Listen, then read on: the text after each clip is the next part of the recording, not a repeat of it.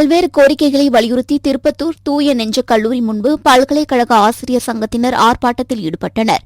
இந்த ஆர்ப்பாட்டத்தில் ஏராளமானோர் கலந்து கொண்டு கல்லூரி பேராசிரியர்கள், அரசு உதவி பெறும் கல்லூரி ஆசிரியர்களின் பணி மேம்பாட்டினை CAS நிலுவைத் தொகையுடன் உடனே வழங்க வேண்டும், திருச்சி பாரதிதாசன் பல்கலைக்கழக மேனாள் உறுப்பு கல்லூரிகளின் 116 ஆசிரியர்கள் அலுவலர்களுக்கு 7 மாத ஊதியத்தை உடனே வழங்க வேண்டும் உள்ளிட்ட கோரிக்கைகளை வலியுறுத்தி கோஷங்களை எழுப்பினர்.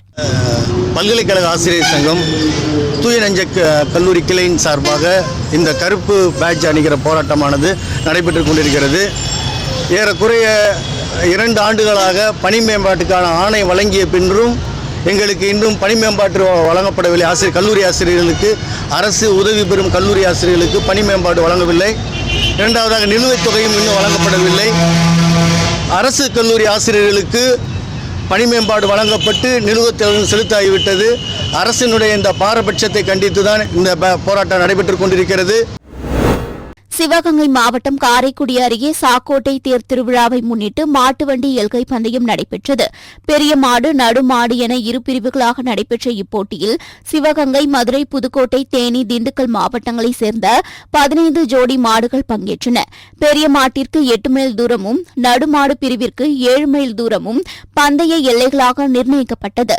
போட்டிகள் துவங்கியவுடன் மாடுகள் சீறி பாய்ந்து ஒன்றை ஒன்று முந்தி சென்றன. பின்னர் போட்டியில் முதல் 4 இடங்களை பிடித்த மாட்டு வண்டியின் உரிமையாளர்களுக்கும் சாரதிகளுக்கும் ரொக்கப்பரிசு வழங்கி கௌரவிக்கப்பட்டது.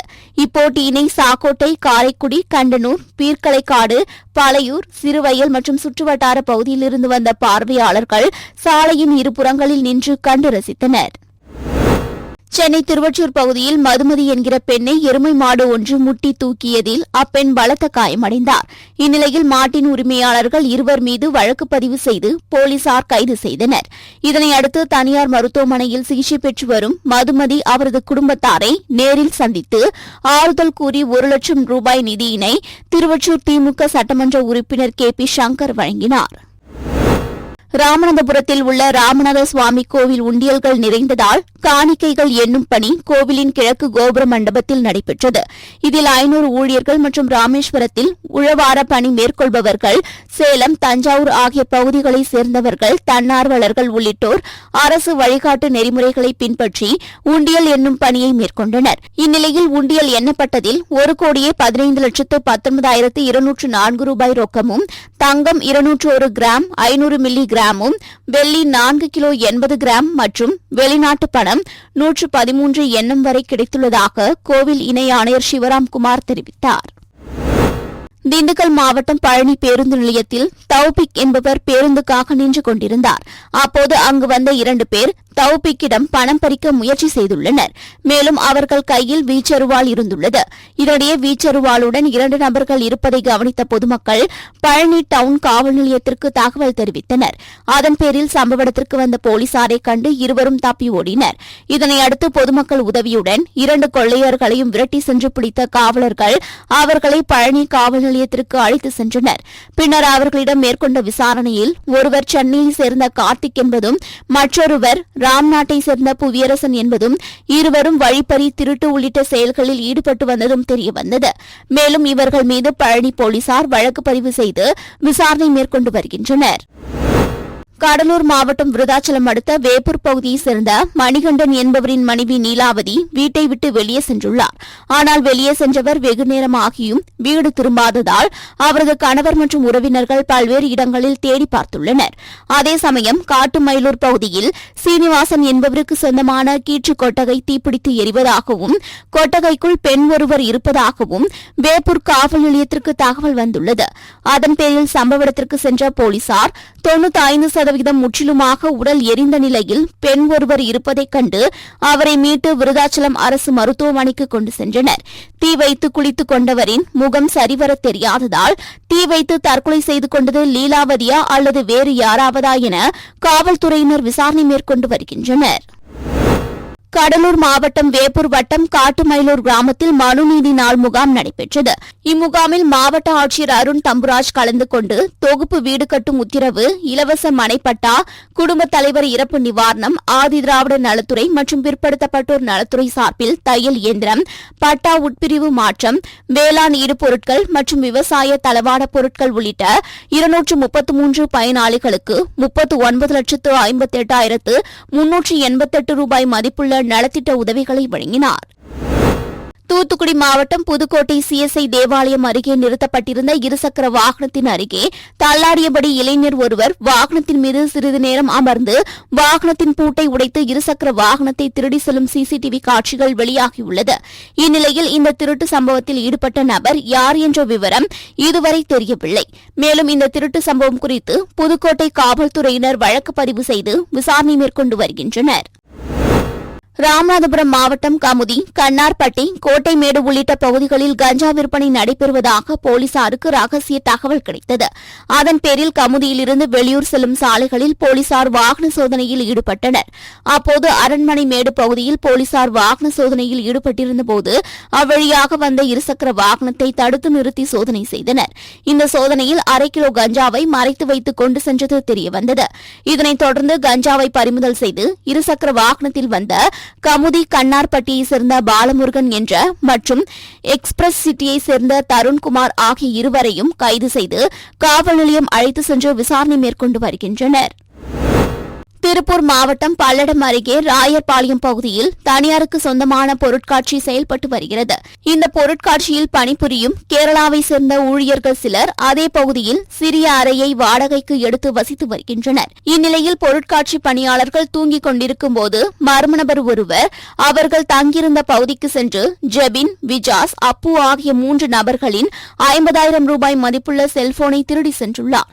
மேலும் மர்ம நபர் 3 பேரிடம் செல்போன் திருடும் காட்சிகள், மற்றொரு நபர் இருசக்கர வாகனத்தில் வந்து அந்த நபரை ஏற்றி செல்லும் சிசிடிவி காட்சிகள் சமூக வலைதளங்களில் வைரலாகி வருகிறது.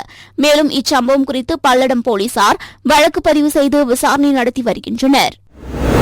தேனி அருகே வீரபாண்டி காவல் சரகத்திற்கு உட்பட்ட காட்டுநாயக்கன்பட்டி கிராமத்தைச் சேர்ந்த 25க்கும் மேற்பட்ட பெண்கள் மாவட்ட ஆட்சியர் ஷஜீவனாவிடம் மனு அளித்தனர்.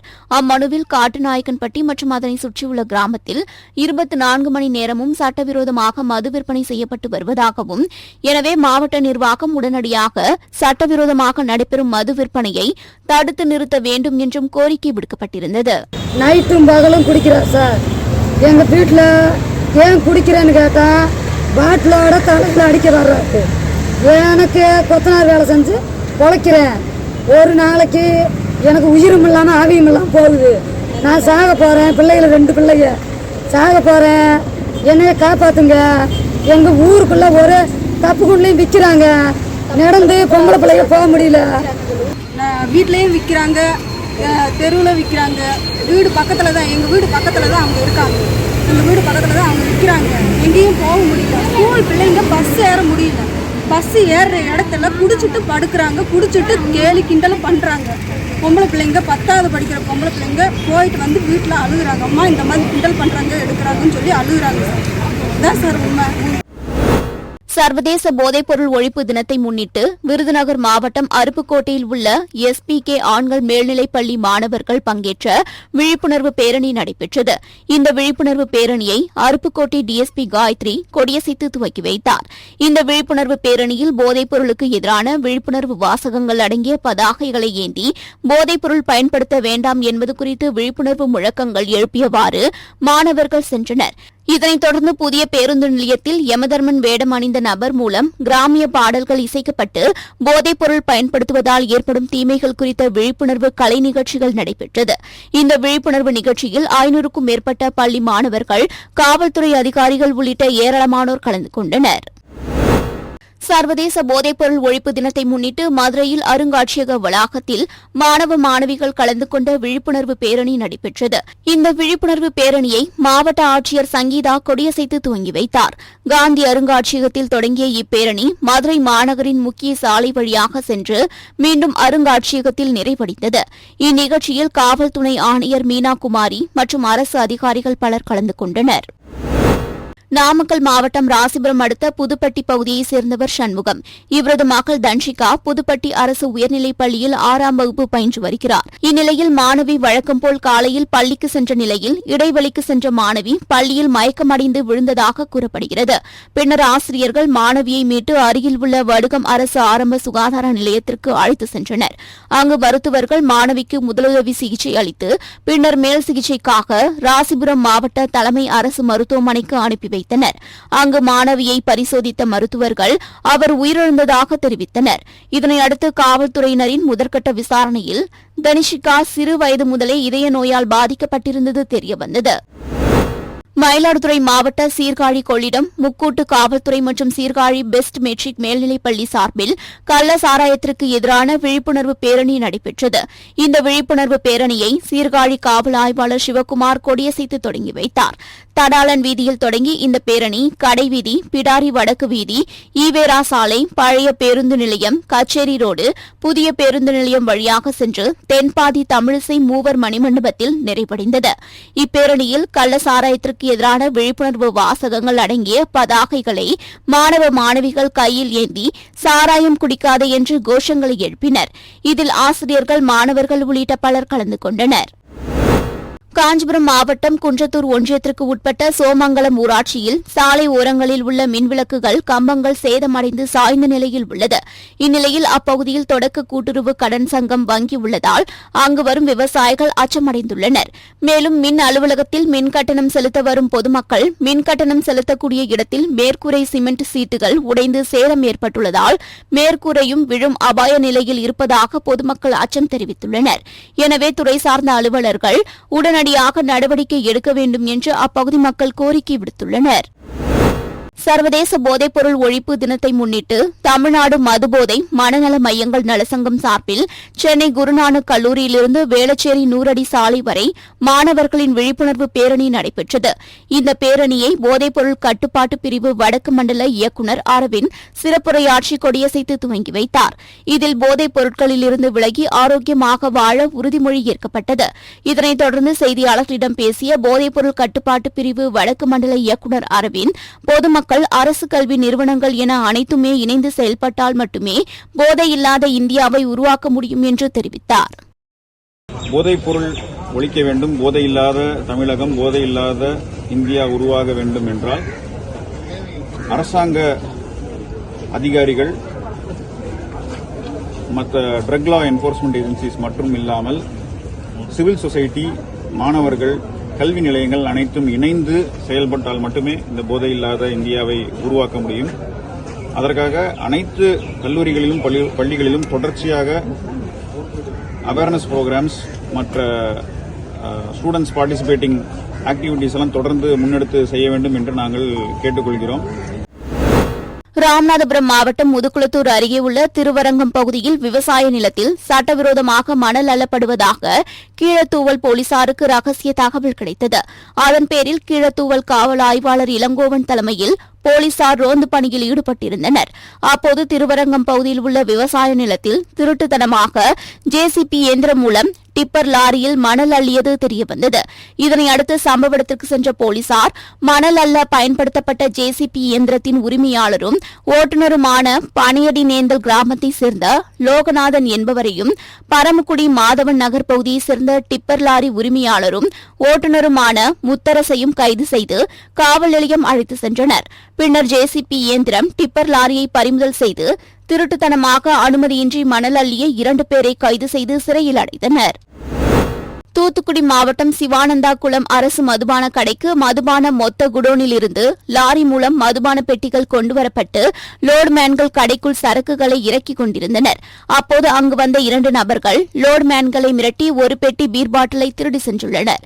இதைத் தொடர்ந்து மதுபான ஊழியர்கள் இளைஞர்களை பிடிக்க முயன்றபோது இருசக்கர வாகனத்தில் தப்பி ஓடிவிட்டனர். தற்போது இச்சம்பவம் தொடர்பான சிசிடிவி காட்சிகள் வெளியாகி பரபரப்பை ஏற்படுத்தியுள்ளது.